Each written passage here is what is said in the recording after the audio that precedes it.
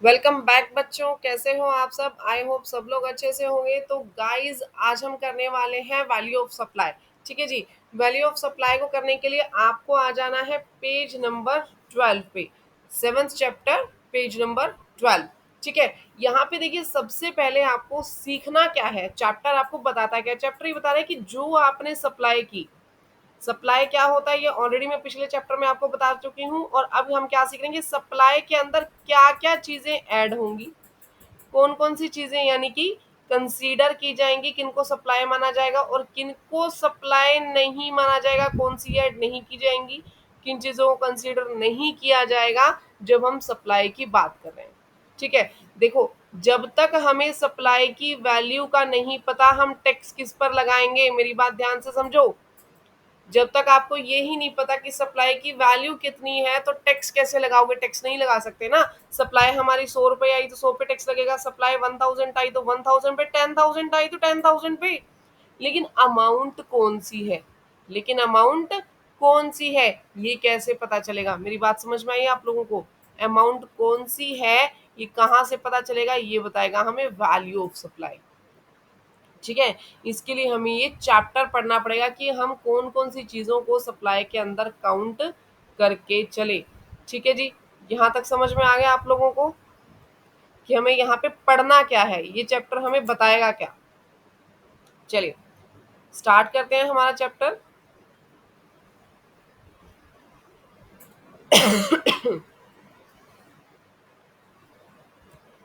चलिए, सबसे पहले आपके पास इसके लिए क्या दिया हुआ है, ट्रांजेक्शन वैल्यू।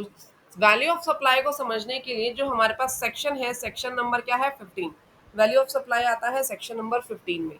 यहाँ हम सबसे पहले पहले बात करेंगे सेक्शन 15 सबसेक्शन 1। ठीक है। सबसे पहले हम बात करेंगे किसकी, सेक्शन 15 सबसेक्शन 1। ये क्या बोलता है, सेक्शन 15 सबसेक्शन 1 ये कहता है कि आप लोग सबसे पहले तो ये देखो कि पर्सन रिलेटेड है या नहीं है। जैसे कि एक्स ने वाई को सेल की, एक्स ने किसको सेल की, वाई को। तो फर्स्ट वन तो ये देखो कि ये दोनों रिलेटेड है या नहीं है। ठीक है। क्या ये दोनों रिलेटेड पार्टीज हैं और दे आर अनरिलेटेड पार्टीज, ये चीज आप लोगों को चेक करनी है। Clear everyone. तो अगर ये दोनों रिलेटेड पार्टी नहीं है, अब यहाँ पे क्या बात आती है, अगर ये दोनों रिलेटेड पार्टी नहीं है तो आपने जो भी ट्रांजैक्शन वैल्यू है, जो भी ट्रांजैक्शन वैल्यू है उसी को आप लोग वैल्यू ऑफ सप्लाई मान लेंगे। ठीक है जी। मेरी बात समझ में आ गई, ध्यान से सुनो। Transaction value of supply of goods और सर्विसेज और बोथ, ठीक है, इसको हम क्या मानेंगे, वैल्यू ऑफ सप्लाई मानेंगे। कब, जब दोनों की दोनों पार्टीज आपस में रिलेटेड नहीं है। फर्स्ट कंडीशन तो ये होगी। दूसरी कंडीशन क्या होगी, price is the sole consideration. आपका जो सोल कंसिडरेशन है, एक सिंगल कंसिडरेशन है, वो क्या है, सिर्फ और सिर्फ प्राइस होना चाहिए, वो मनी होनी चाहिए। मेरी बात समझ में आ गई। फिर से सुनो, कोई भी दो पार्टीज हैं एक्स और वाई, एक्स और वाई के बीच में डील हुई, यहाँ पे एक्स और वाई क्या है, दोनों अनरिलेटेड पार्टीज हैं। प्लस प्राइस जो है वो सोल कंसिडरेशन है, यानी उसके अलावा और कुछ भी नहीं दिया जा रहा। प्राइस क्या है, सोल कंसिडरेशन है, उसके अलावा कुछ भी नहीं दिया जा रहा। तो यहाँ पे वैल्यू ऑफ सप्लाई क्या होगी, value of supply will be the transaction value, value of supply will be the transaction value. Clear everyone, okay. Now देखिए, एक चार्ट में भी बहुत अच्छे से आईसीआई ने हमें बता रखा है कि यहाँ पे क्या लेना है, supply between unrelated person, unrelated person के बीच में सप्लाई है और प्राइस ही एक सोल कंसिडरेशन है। तो जो भी ट्रांजेक्शन वैल्यू आएगी उसे आप वैल्यू ऑफ सप्लाई मान लो, जो भी ट्रांजेक्शन वैल्यू आएगी उसे आप वैल्यू ऑफ सप्लाई मान लो। जैसे कि फॉर एग्जाम्पल, आपके पास एक्स और वाई अगर अनरिलेटेड पर्सन है, जनरली एक्स क्या है, ध्यान से सुनो, जनरली एक्स एक प्रोडक्ट को कितने में बेचता है, 10,000 में। कितने में बेचता है, 10,000 में। बट इसने वाई को कितने का बेचा, 9800 का। वाई को कितने का बेचा, 9800 का। जनरली वो हर पर्सन को 10,000 का देता है, लेकिन वाई को दिया 9800 का। ठीक है। अब आपकी ड्यूटी क्या है, चेक कीजिए क्या वाई और एक्स जो है वो रिलेटेड पर्सन है, नहीं, अनरिलेटेड पर्सन है। अनरिलेटेड पर्सन है तो वैल्यू ऑफ सप्लाई किसको मानोगे, 9800 को। वैल्यू ऑफ सप्लाई किसको मानोगे, 9800 को। क्लियर। अब आपके मन में एक क्वेश्चन जाएगा, अगर मैम ये 9800 की बजाय ये इसको 10,200 का देता तो, पहला क्वेश्चन आपके दिमाग में क्या आ सकता है कि 10,200 का देता तो जनरली पर्सन को ये 10,000 का दे रहा है, लेकिन वाई को इसने 10,200 को दिया, कोई बात नहीं, अनरिलेटेड पर्सन है ना, तो जो भी ट्रांजेक्शन वैल्यू उसे मान लो वैल्यू ऑफ सप्लाई, जो भी ट्रांजेक्शन वैल्यू उसे क्या मान लोगे, value of supply. Transaction value क्या है, 10,200, ट्रांजेक्शन वैल्यू क्या है 10,200, तो इसको ही मैंने क्या मान लिया, वैल्यू ऑफ सप्लाई। नाउ एक और क्वेश्चन आप लोगों के माइंड में आ सकता है, एक और क्वेश्चन क्या आ सकता है कि मैम एक बात बताओ, यहाँ पे आपने बोला कि अनरिलेटेड पर्सन है, पिछले एग्जांपल में बोला अनरिलेटेड पर्सन है, अगर रिलेटेड पर्सन होगा तो बेटा ये आपके सिलेबस में नहीं है, फाइनल ईयर में जाकर के पढ़ोगे, रिलेटेड पर्सन है तो इससे रिलेटेड रूल्स आएंगे, रूल्स आप लोगों के सिलेबस में फिलहाल के लिए नहीं है, जितना है अभी उसी को हम कवर करेंगे। क्लियर एवरीवन, ठीक है। नाउ प्राइस जितना भी एक्चुअली पे किया होगा आपने वो आप लोगों के लिए क्या आ जाएगी, value of supply if two conditions are there, one, दोनों जो पार्टीज है वो अनरिलेटेड होनी चाहिए, the second one condition is price will be the sole consideration, section 15 subsection 1। Clear, बार बार सेक्शन मेरे साथ रिपीट करोगे, सेक्शन रट जाएंगे, दिमाग में बैठ जाएंगे, ठीक है जी। नाउ एग्जाम्पल एक हमारे पास दिया हुआ है वो हम कवर कर लेते हैं। Wholesale price for 1 MT of cement sold by x limited in the ordinary course of business कितना है, 7,000, बट एक्स लिमिटेड जो कि एक अनरिलेटेड कंज्यूमर है, ठीक है, वाई को उसने कितने दिया, उसको दिया 6,700 में, ठीक है, एक्स ने वाई को कितने में दिया, 6,700 में, but it is also mention that Y and X are unrelated consumers, वो क्या है, अनरिलेटेड कंज्यूमर्स है, और यहाँ पे प्राइस के अलावा और कोई कंसिडरेशन में नहीं दिख रहा हमें, प्राइस ही एक सोल कंसिडरेशन है, तो एक्चुअल जो पे हुआ यानी कि 6,700 उसी को हम क्या मान लेंगे, उसी को हम वैल्यू ऑफ सप्लाई ट्रीट कर लेंगे, इसी को हम वैल्यू ऑफ सप्लाई ट्रीट कर लेंगे। क्लियर है एवरीवन, समझ में आ गया, बिल्कुल आसान सा क्वेश्चन है, ज्यादा कुछ नहीं है इसमें। तो सेक्शन 15 सबसेक्शन 1 हमारा हो गया। Now the next one is inclusion in value, inclusion in value, और इसके अलावा क्या क्या ऐड करेंगे, देखिए सेक्शन 15 सबसेक्शन 1 ने क्या बताया कि जितना पैसा आपने पे कर दिया, जितना पैसा आपने पे कर दिया, ठीक है, जितना पैसा भी आपने पे किया, अगर अनरिलेटेड पर्सन है और प्राइस सोल कंसिडरेशन है, तो as per section 15 subsection 1 place of value of supply will be the price actual paid, price actual paid, और you can see the transaction value, बात समझ में आ गई। नेक्स्ट वन सेक्शन 15 सबसेक्शन 2, ये क्या कह रहा है, इंक्लूजन इन वैल्यू, वैल्यू में क्या क्या ऐड किया जाएगा, ठीक है, वैल्यू यानी कि वैल्यू ऑफ सप्लाई में क्या क्या ऐड करेंगे, ठीक है जी, समझ लेते हैं। सबसे पहले ये क्या कह रहे हैं, जितने भी टैक्सेस हैं, ड्यूटीज हैं, सेस है, फीस है, चार्जेस हैं, सब के सब ऐड कर दो, ध्यान से मेरी बात सुनो, जितनी भी ड्यूटीज है, टैक्सेस है, सेस है, फीस है, चार्जेस है, all will be included, all will be included, सबके सब इंक्लूड किए जाएंगे, other than CGST, SGST, UTGST, GST compensation cess if charged separately।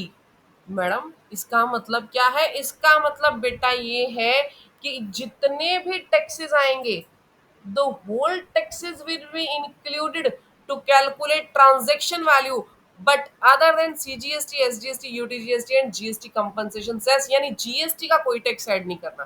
Clear, for example x ने जो वैल्यू ऑफ सप्लाई बताई उसके अंदर म्यूनिसिपल कमेटी का कोई टैक्स ऐड कर दिया, ठीक है, जैसे कोई भी एक प्रोडक्ट थी 100 रुपए की बेची और उसके ऊपर म्यूनिसिपल टैक्स जो है वो लगाया कितना, 5 रुपए, वो लगाया कितना, 5 रुपए, तो वैल्यू ऑफ सप्लाई कितनी आएगी, वैल्यू ऑफ सप्लाई आएगी 105 रुपए, वैल्यू ऑफ सप्लाई कितनी आएगी, 105 रुपए, ठीक है।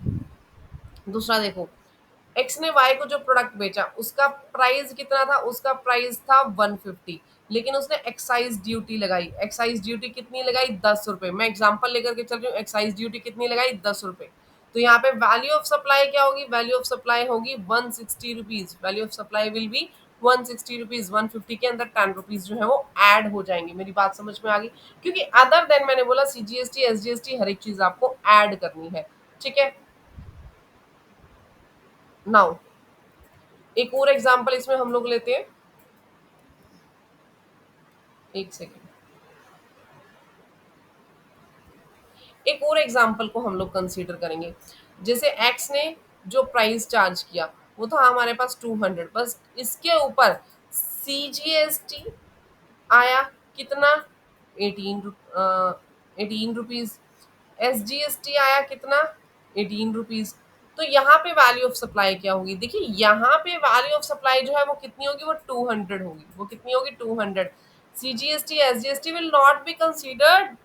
CGST SGST के अलावा जो भी टैक्सेस ड्यूटीज सेस है वो आपको लेने हैं। यहाँ साफ साफ लिखा हुआ देखो, ये जो पॉइंट है फर्स्ट, इसमें साफ साफ लिखा है कि आपको सभी टैक्सेस ड्यूटीज सेस, ठीक है, जितने भी टैक्सेस है, ड्यूटीज है, सेस है, फीस है, चार्जेस है, सब कुछ इंक्लूड करना है। बट अदर देन इंक्लूड क्या नहीं करना, ये इंक्लूड नहीं करना CGST SGST UTGST और GST compensation cess. Clear everyone, यहाँ तक समझ में आ गया। बहुत इजी सा कंसेप्ट है भैया कि अगर GST का कुछ भी टैक्स है तो वो ऐड मत करो, बाकी सारे टैक्सेस ऐड कर दो, बस बात खत्म। ठीक है, नाउ ये था हमारे पास सेक्शन 15 सबसेक्शन 2। फिर से मेरी बात सुनो, सेक्शन 15 सबसेक्शन 1 क्या कहता है, वो कहता है कि ट्रांजैक्शन वैल्यू को कंसीडर करो, वैल्यू ऑफ सप्लाई। लेकिन ट्रांजैक्शन वैल्यू कब कंसीडर करेंगे, एक तो हमारे पास प्राइस सोल कंसीडरेशन होना चाहिए और दोनों पार्टीज अनरिलेटेड होना चाहिए।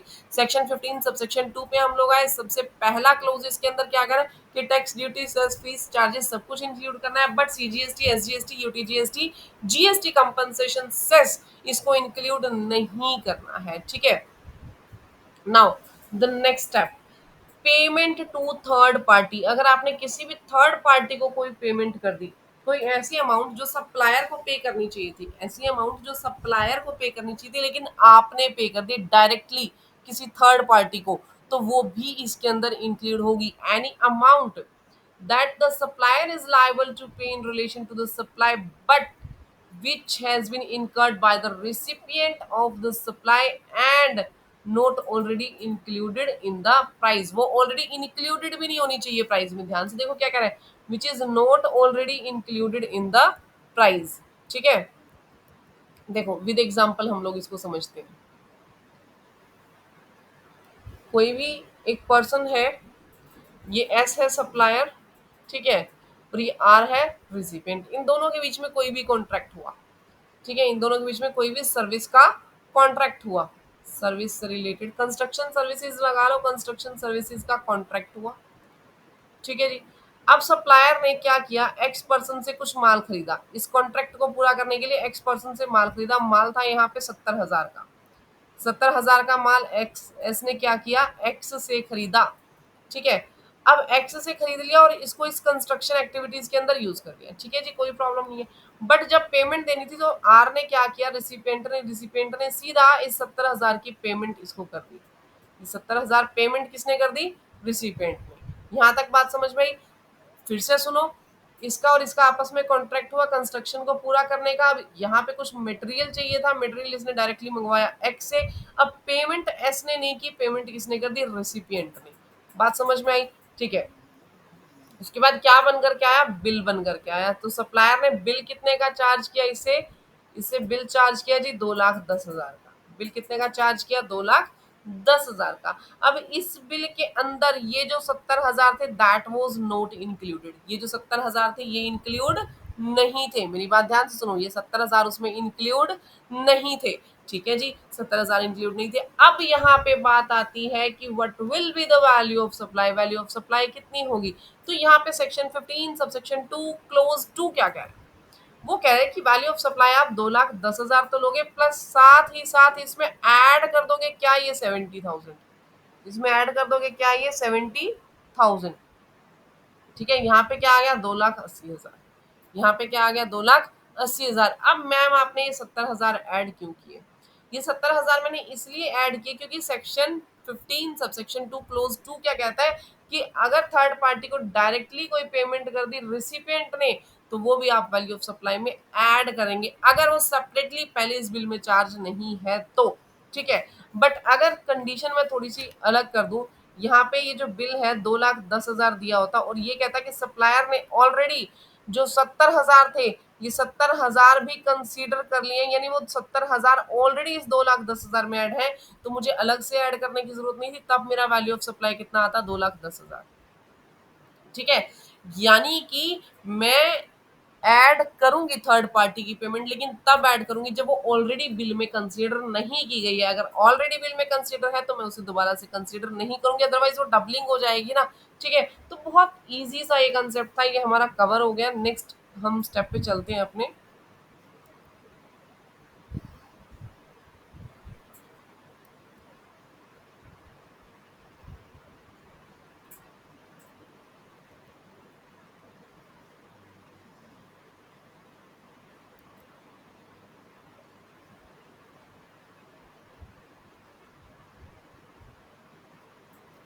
चलिए, now come to the next step. Next हमें क्या कह रहा है, कोई भी इंसिडेंटल एक्सपेंसेस हो, कोई भी इंसिडेंटल एक्सपेंसेस हो, चाहे वो कमीशन पे किया हो, पैकिंग के चार्जेस जो हैं वो लिए हो, charged by the supplier to the recipient. अगर कोई भी ऐसे एक्सपेंसेस जो सप्लायर ने रिसिपिएंट से लिए गए हैं, वो भी वैल्यू ऑफ सप्लाई का पार्ट माने जाएंगे। जैसे कि कोई भी आपने उनसे फ्रेट चार्ज कर लिया, पैकिंग का चार्ज कर लिया, कमीशन का चार्ज कर लिया, आपने किससे चार्ज किया, आपने बायर से चार्ज किया है। ठीक है, बायर से आपने जो कुछ भी चार्ज किया separately, that will be included in the value of supply, उसे वैल्यू ऑफ सप्लाई में कंसीडर करना है। ध्यान रखिएगा इस बात को, छोटी सी चीज है। ठीक है जी, नाउ आगे आ जाएंगे।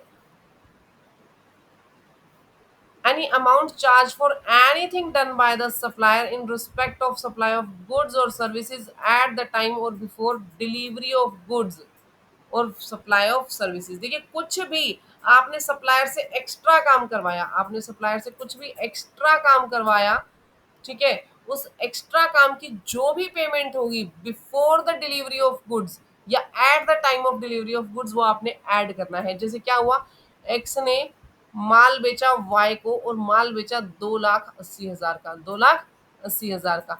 अब एट द मोमेंट ये डिलीवरी लेने गया हुआ था, लेकिन इसने देखा बारिश का मौसम है, ठीक है, वहां पे रेन हो सकती है, बारिश का मौसम है, तो इस वजह से इसने क्या किया, इसने बोला कि थोड़ा इसको कवरिंग कर दो, सामान को इस तरीके से कवर कर दो कि ये जो सामान है ये रास्ते में खराब ना हो अगर बारिश ज्यादा हो जाए तो उसने जो भी वो कवर होता है, कवर से उसको सारा कवरिंग करवा दिया सामान को, ताकि वो सामान सारा खराब ना हो। तो इसके लिए जो एक्स्ट्रा पेमेंट, इसके लिए भाई ने क्या बोला कि मैं आपको एक्स्ट्रा पेमेंट कर दूंगा, ठीक है, एक्स्ट्रा पे कर दूंगा। तो इसने क्या किया, 10,000 एक्स्ट्रा पे किए, किसके लिए, कवर करने के लिए। कितने पे किए, 10,000 एक्स्ट्रा पे किए हैं।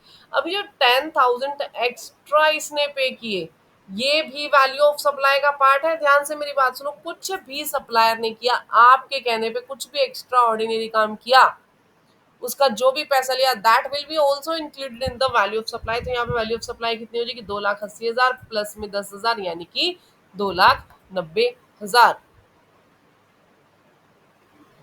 ठीक है, नाउ इंटरेस्ट और लेट फीस और penalty for delayed payment of consideration. अब आपने किसी से वादा किया, क्लियर।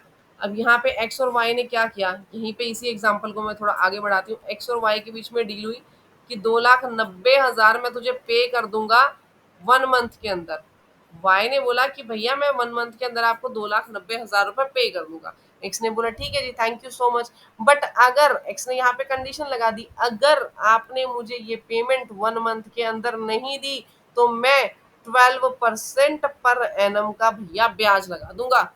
ठीक है, तो मैं क्या करूंगा, 12% पर एनम का ब्याज लगा दूंगा आपके ऊपर, इंटरेस्ट लगा दूंगा। ठीक है, और उसके बाद लेट फीस अलग लगाऊंगा, वट एवर जो भी वो उसके अंदर अपनी एडिशंस करना चाहता है। हम अभी ब्याज ब्याज का ले रहे हैं यहाँ पे। तो अब क्या हुआ, जो वाई ने पेमेंट की वो 2 मंथ्स के बाद की। वाई ने कितनी पेमेंट की, 2 मंथ्स के बाद की। तो पेमेंट जब 2 महीने के बाद की तो वो 2,90,000 तो देगा ही देगा, प्लस साथ में 2,900 का ब्याज भी देगा। ठीक है, 2,900 का ब्याज भी देगा। तो यहाँ पे क्या कहना चाह रहे हैं, ये कहना चाह रहे हैं कि अगर आपने इंटरेस्ट, लेट फीस या पेनल्टी लगाई है डिलेड पेमेंट ऑफ कंसिडरेशन पे, तो वो भी वैल्यू ऑफ सप्लाई में ऐड करना है। तो यहाँ पे हमने ऐड कर दिया ना, 2,90,000 प्लस 2,900, इस अमाउंट के ऊपर आपको टैक्स पे करना पड़ेगा। ये आपकी वैल्यू ऑफ सप्लाई की अमाउंट हो गई, क्लियर। नाउ देखिए, अगर कोई भी सब्सिडी मिलती है आपको सरकार से, कोई भी सब्सिडी आपको सरकार से मिलती है जो कि डायरेक्टली लिंक है प्राइस से, डायरेक्टली किससे लिंक है, प्राइस से, ठीक है, तो उसको आपने वैल्यू ऑफ सप्लाई में ऐड करना है। बट अदर देन, कौन सी सब्सिडीज के अलावा, other than subsidies given by central government और स्टेट गवर्नमेंट, यानी सेंट्रल गवर्नमेंट और स्टेट गवर्नमेंट की जो सब्सिडीज है वो नहीं आएंगी। और अदर देन सेंट्रल और स्टेट गवर्नमेंट की सब्सिडीज भी कौन सी आएगी, जो प्राइस से एक्चुअल लिंक है। अब आप सोचोगे कि मैम प्राइस से एक्चुअल लिंक मतलब, देखिए फॉर एग्जाम्पल कोई भी एक स्कूल है, स्कूल के बच्चों को बुक्स मिलती हैं, ठीक है, एक बुक कितने की मिलती है, 100 की, एक बुक कितने की मिलती है, 100 की। लेकिन कोई भी एक कंपनी है, उस कंपनी ने क्या स्कीम दी कि 15 डेज तक अगर इस बुक स्टोर से कोई भी बुक परचेज करेगा तो उसे वो बुक जो है 100 की बजाय कितने की पड़ेगी, 60 रुपीज की पड़ेगी, 100 की बजाय कितने की पड़ेगी, 60 रुपीज की पड़ेगी एवरी बुक। तो ये लिंक टू प्राइस हो गया ना, ये लिंक टू प्राइस हो गया कि जितने की आपने चीज ली हर बुक पे, हर आर्टिकल पे आपको 40 रुपए का डिस्काउंट मिलेगा। लेकिन अगर ये नॉर्मली इसको डोनेशन दे देता बुक वालों को, ठीक है भाई 1 लाख रुपए ले ले और जो भी गरीब बच्चे हो उनको बुक्स दे देना, या टोटल के ऊपर आपको ऐसी कोई सब्सिडी मिलती, तो उसको हम अलग तरीके से कंसीडर करते हैं। अगर प्राइस बेस्ड कोई सब्सिडी मिल रही है, यहाँ पे देखो जो मैंने एग्जाम्पल लिया ना, 100 रुपए की तो बुक है और 100 रुपए की हर बुक को कितने में दिया जा रहा है, 60 में। तो एवरी बुक के ऊपर आपके पास अलग अलग 40 रुपीज का कंसेशन मिला, हर बुक पे अलग अलग कितने का कंसेशन मिला, 40 रुपीज का। और कंसेशन दिया किसने, कंपनी ने। यहाँ पे ना तो देने वाला सेंट्रल गवर्नमेंट है ना ही स्टेट गवर्नमेंट है, क्लियर, कौन है देने वाला, कंपनी। तो अगर कंपनी दे रही है, सेंट्रल गवर्नमेंट स्टेट गवर्नमेंट का इस तरीके से कोई भी रोल नहीं है, ठीक है, तो वो सब्सिडी आपकी एड ऑन कर दी जाएगी। यानी कि मैम अब आप एक चीज बताइए, यहाँ पे जो गुड्स हमने बेची, जो हमने सॉरी जो हमने बुक खरीदी, वो बुक थी वैसे तो 100 रुपए की, लेकिन हमें पड़ी 60 रुपए की। तो वैल्यू ऑफ सप्लाई आप किसको मानोगे, वैल्यू ऑफ सप्लाई भैया मैं 100 को मानूंगी। किसको मानूंगी, 100 को, क्योंकि यहाँ पे प्राइस बेस्ड सब्सिडी है, प्राइस से लिंक है आपकी सब्सिडी, ठीक है, आपकी सब्सिडी यहाँ प्राइस से लिंक है, क्योंकि 100 रुपए की चीज थी, आपको 40 की मिली, नो डाउट, लेकिन प्राइस से लिंक थी। दूसरी कंडीशन, सेंट्रल गवर्नमेंट और स्टेट गवर्नमेंट ने आपको ये सब्सिडी नहीं दी थी, तो यहाँ पे वैल्यू ऑफ सप्लाई कितनी मानी जाएगी, 100 रुपीज ही मानी जाएगी। तो गाइज अगर आपको मेरा ये आज का लेक्चर अच्छा लगा हो तो वीडियो को लाइक, चैनल को सब्सक्राइब करना मत भूलिएगा। Thank you, bye bye, take care everyone, और कल मिलेंगे वैल्यू ऑफ सप्लाई के नेक्स्ट टॉपिक के साथ। Thank you, bye bye, take care.